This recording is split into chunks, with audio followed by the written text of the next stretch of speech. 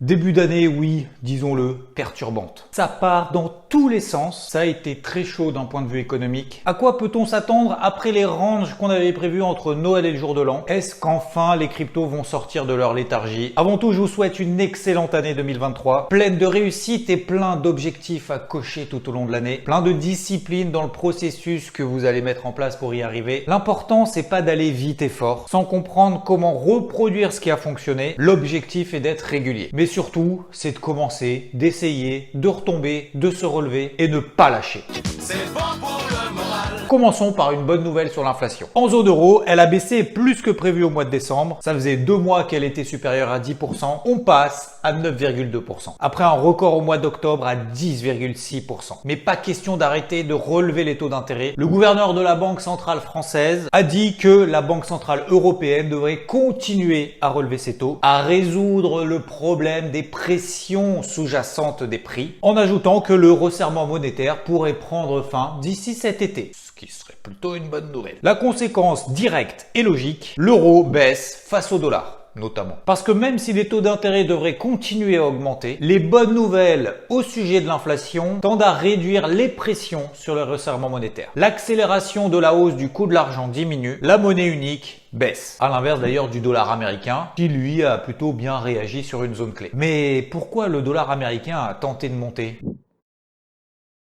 Parce qu'on a eu les minutes du FOMC mercredi, c'est 3 semaines après le discours de Jérôme Powell, patron de la Réserve fédérale américaine. C'est le compte-rendu de sa réunion pour essayer de lire entre les lignes. Il a dit, je cite, qu'il a besoin de beaucoup plus de preuves d'une baisse de l'inflation. Et là, tu comprends donc pourquoi est-ce que le dollar a progressé, alors que dans notre côté, en zone euro, l'inflation diminue. Et oui, la restriction monétaire aux États-Unis est beaucoup plus forte. D'ailleurs, selon les dot plots, c'est-à-dire les estimations des responsables politiques et banques centrales, estiment que les taux d'intérêt aux États-Unis devraient culminer entre 5,25 et 5,50%, et une grande partie estime qu'il faudra aller un peu plus haut. Alors, est-ce que ça veut dire forcément qu'on va avoir une récession? Alors, visiblement, Jérôme Powell et ses collègues pensent que la récession peut être évitée, même si le taux de chômage augmente. Et d'ailleurs, en parlant de chômage, ce qui a quand même considérablement changer la donne en fin de semaine, c'est l'emploi mensuel aux États-Unis, le NFP, pour Non-Farm Payrolls.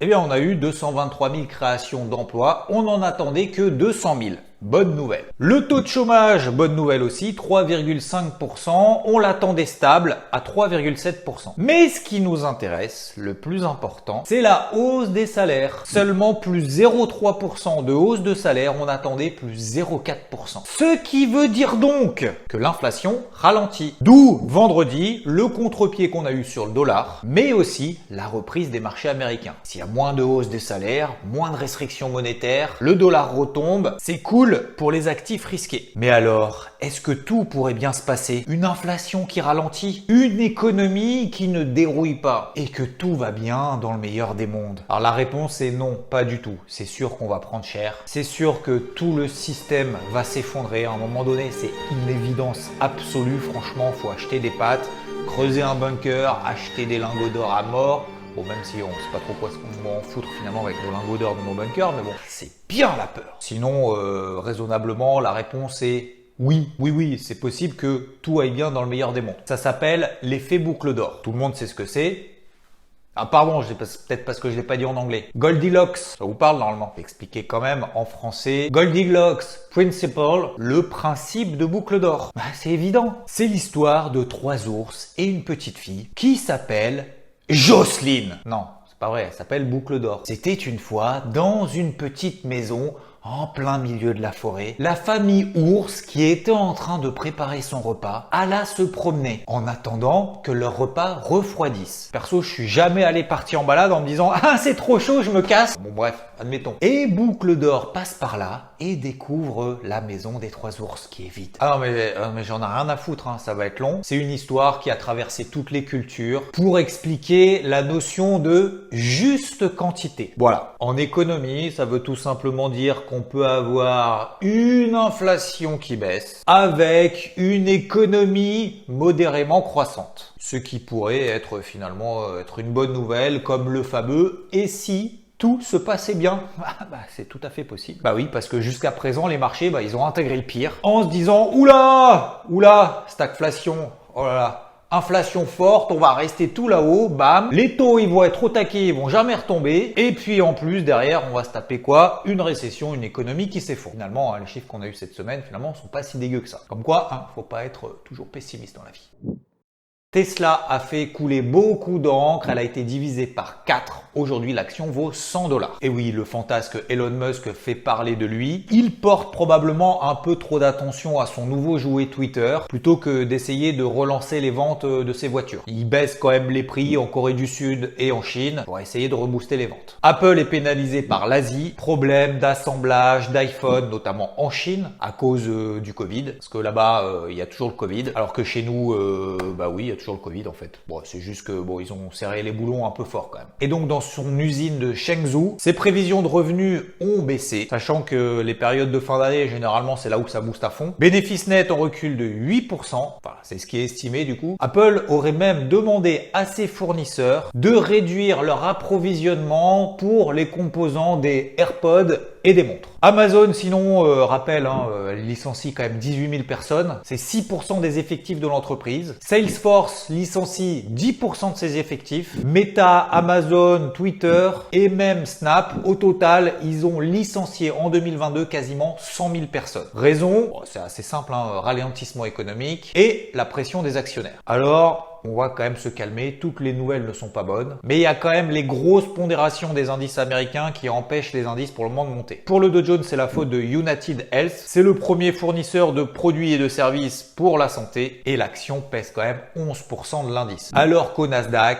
c'est Apple qui plombe l'ambiance. Et c'est alors aujourd'hui que je vous annonce solennellement la dislocation, la dissolution, la fin simplement, du club des capitalisations des 2000 milliards de dollars. Il en restait 3, c'est fini. Et avant d'entamer le chapitre technique, n'oublions pas la fameuse saisonnalité. Ici, c'est sur les 20 dernières années sur l'indice SP500. Janvier, février, mars, généralement, il se passe rien. Preuve en est d'ailleurs il y a 2 semaines. Bah oui, on avait parlé le jour de Noël dans le débrief hebdo, entre jour de Noël et le jour de l'an, probablement un range. Qu'a fait l'indice SP500 ? Un range. Et là, probablement, certains attendent une chorégraphie. Non, parce que bonne résolution 2023, il n'y aura plus du tout de burlesque dans le débrief hebdo. Voilà. Je sais, ça va être un peu plus relou, mais beaucoup plus technique, beaucoup plus professionnel.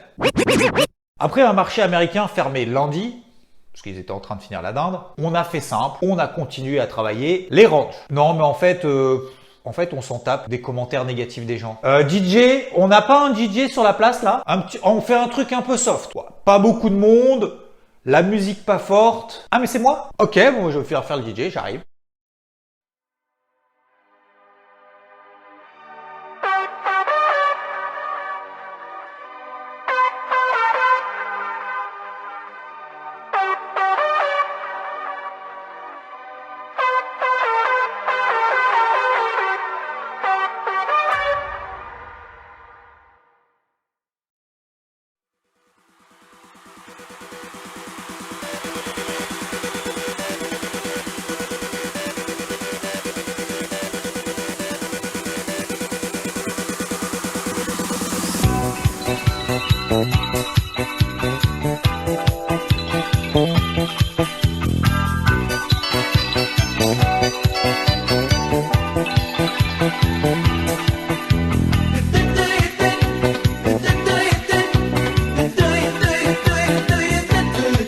Allez, un peu de tenue s'il vous plaît. Résolution 2023, burlesque, molto bueno. Donc j'ai travaillé le SP500 tout simplement proche de la borne haute du range horaire dans lequel il a évolué entre Noël et le jour de l'an. La tendance précédente est baissière, zone de polarité à 3900 points. Je ne cherche que des ventes. Bon, et d'ailleurs, ça a plutôt bien fonctionné. Comme dirait l'autre, simple, basique. Et là, il y a un truc chelou qui s'organise. L'Europe s'envole.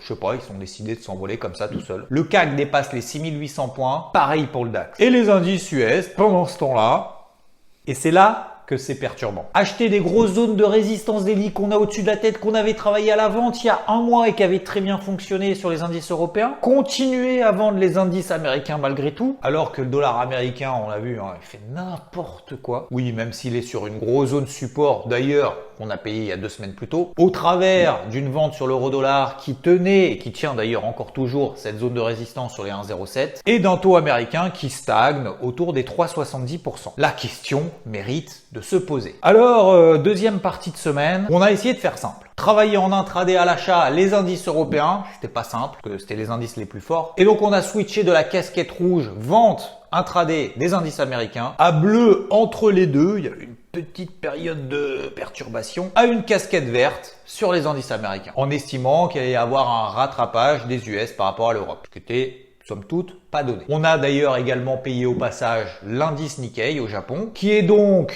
passé de haut de range à bas de range. Et donc, qu'est-ce qu'on a fait en bas de range? On l'a payé. Et ouais. Alors, au moment où je tourne la vidéo, je ne sais absolument pas comment terminer le marché. Mais sache que on va rester dans cette optique tant que le marché ne nous donne pas tort. C'est-à-dire tant que le DAX et le CAC ne retracent pas 50% de l'impulsion qu'ils ont commencé à mettre en place, que les indices américains n'enfoncent pas les bas de range horaire et que le Nikkei n'enfonce pas le bas de son range. On a payé. On est donc passé vendeur de fin 2022 sous des grosses zones de résistance, les mêmes d'ailleurs qu'on est en train de travailler en Europe, pour viser un repli de 5-6%. Ça a eu lieu parfait. On a enfilé une casquette bleue en étant à la vente sur les indices américains, à l'achat en intraday en Europe, à une casquette verte finalement en fin de semaine pour accompagner tous ces éléments positifs au sujet de l'inflation et de cette hausse des salaires aux États-Unis inférieure aux attentes. Et franchement, je crois que Rodolphe peut l'en témoigner. Je l'ai contacté d'ailleurs vendredi en direct live. Il nous fait une petite réponse. Rod, quel est ton avis sur cette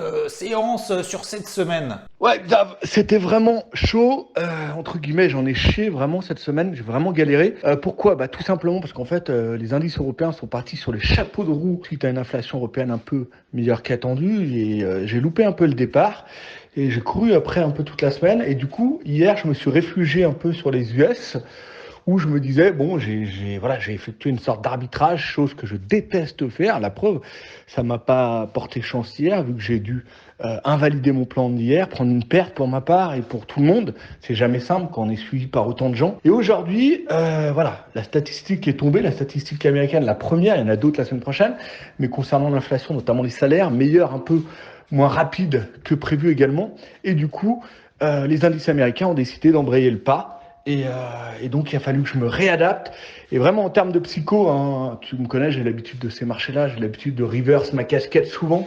Et là, pour repasser une casquette full verte sur le Dow Jones, alors que j'avais été invalidé hier, en termes de psycho, j'ai tout mis sur la table et on y est retourné de manière relativement forte sur tous les indices, notamment le Dow Jones en plus pour ma part. Et à l'heure où je vous parle, tout s'envole et donc on fait vraiment finalement une fin de semaine sur les chapeaux de roue. Mais voilà, clairement j'ai galéré, je suis fatigué, j'ai tout donné et tant mieux que tout se termine bien.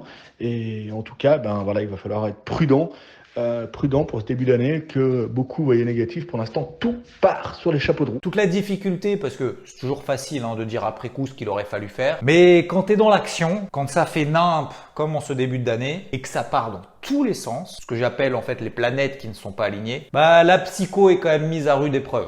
Surtout quand tu vois pas mal de messages qui s'affichent, un petit clin d'œil sur IVT, dans les QG, tout ça. Quand ça commence à perdre 100 points, qu'on commence à paniquer parce qu'on a mis 3 fois la maison, l'effet de levier, tout ça. Si on te dit que cette semaine c'était facile, c'est faux. Concernant les cryptos, c'est l'hibernation. On est coincé tout en bas, léthargie totale. Il n'y a pas de réveil pour le moment, que ce soit sur le Bitcoin ou sur l'Ethereum. La capitalisation totale est coincée. Alors on diminue considérablement l'énergie qu'on dépense pour faire des allers-retours parce qu'en fait les rebonds finalement sur quasiment toutes les cryptos sont très limités. Donc même si tu as le point d'entrée à l'achat parfait, franchement, ça vaut pas le coup. Donc pour le moment, on va diminuer notre activité tant qu'on ne repasse pas ces seuils techniques sur le Bitcoin, 18 000 $, Ethereum 1350 voire 1400 $. Alors on reste positif pour le moment en termes de timing à long terme. On est revenu simplement sur les ATH de 2017-2018. Ça c'est l'élément positif, mais le marché a besoin de catalyseurs. Et pour le moment, il y en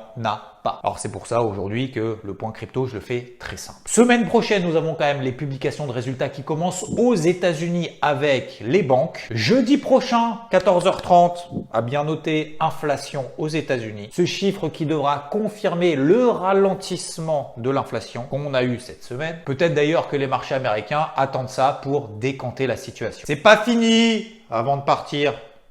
Si ça vous intéresse, on a fait une interview d'1 heure avec Rodolphe, disponible sur podcast. Il est tout chaud, il est publié depuis hier, mais le lien en description bien évidemment de cette vidéo si jamais tu l'as toujours pas. On parle de projection 2023, bilan 2022, de plein de choses. Et d'ailleurs, on fête les 2 ans du Morning Mood. Eh oui, 2 ans tous les matins. Merci de votre fidélité vraiment. Et on a encore visiblement un truc à fêter. Putain, c'est un truc de ouf. C'est bon, à un moment donné, on va arrêter de fêter les trucs. Ah, c'est l'anniversaire d'FT. Ceux qui connaissent pas, il fait le montage et il m'accompagne depuis des années et il me supporte de toutes ces vidéos que je fais et qu'il doit faire entre le vendredi soir et le dimanche matin. Bon anniversaire à toi frérot. J'espère que tu nous as concocté quand même une belle vidéo et une intervention appropriée peut-être pour dire merci ou un truc sympathique à toute la communauté.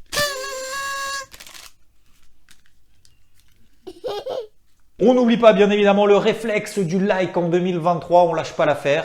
On peut partager aussi éventuellement. Donc si je résume, l'Europe monte seule sur des sommets grâce à une inflation meilleure que prévu. Alors que les indices américains attendent l'inflation US, même si on a eu des prémices de bons chiffres. Et ça c'est jeudi. Faisons simple en ce début d'année sans s'exciter partout parce que c'est un début d'année 2023 très perturbant. Bon dimanche, bonne semaine, bonne année. Ciao!